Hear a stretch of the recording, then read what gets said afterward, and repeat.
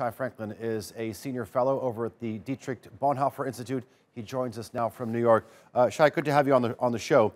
You know, it seems that here we are again in this endless cycle of elections once again. Fatih was just talking to us about sort of the Israeli political landscape being divided between pro-Netanyahu and anti-Netanyahu camps. Do you feel that this is basically a referendum on whether or not Israelis approve or disapprove of him? Yes, it's definitely a referendum on Netanyahu, since it's the fourth election in 2 years, and it's actually the second election under COVID. The previous election was very much a referendum on Netanyahu, and this election is not only a referendum on Netanyahu, but almost all the variables have been either determined or posed in reaction to Netanyahu.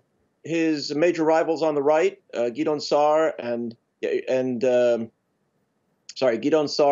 Bennett, are both people from his orbit. Naftali Bennett used to be his chief of staff.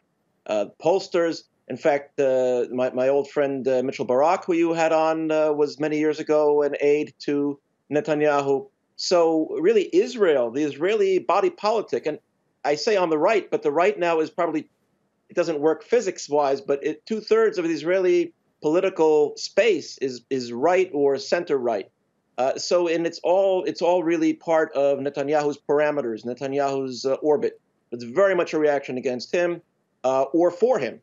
Shai, tell me this. I mean, what do you think this says that when you have 2 out of the 3 major challengers to Prime Minister Benjamin Netanyahu are within his orbit, like you said, his former chief of staff and also the former interior minister?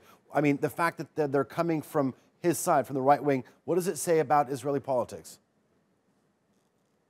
It says that it's no longer about issues, right? On the right, there's not a big difference of opinion about whether Israel should annex the West Bank, for example. It's more about personalities,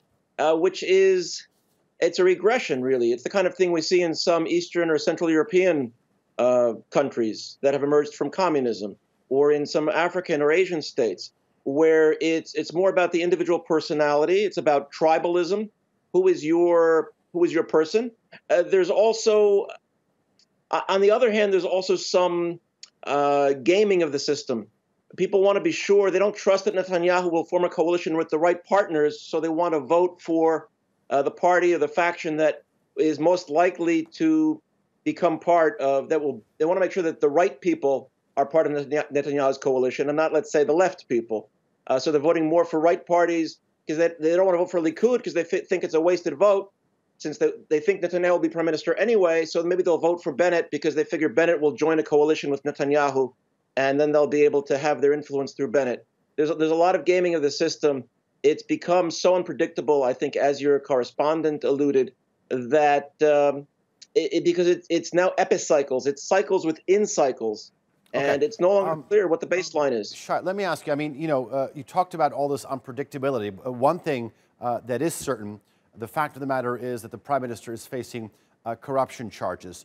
One, from the, you know, if you're looking at this from the outside, you could be saying that, all right, the Prime Minister is constantly going to, or is calling for these elections for the primary purpose to secure enough parliamentary majority so he can be immune from prosecution. Is this a fair assessment? That's definitely a primary consideration. We've seen that in many ways, his personal success, he identifies his personal success with the national interest of the state of Israel, and vice versa. And the fact that he's not only going to be on trial for various corruption charges, but actually some of the corruption charges are now related to his trying to cover up for other corruption charges and other investigations. So he really has built a lot of his statecraft around his personal as well as political survival. All right, Shai Franklin, live for us from New York. Thank you very much for joining us here on the NewsHour. I do appreciate your time.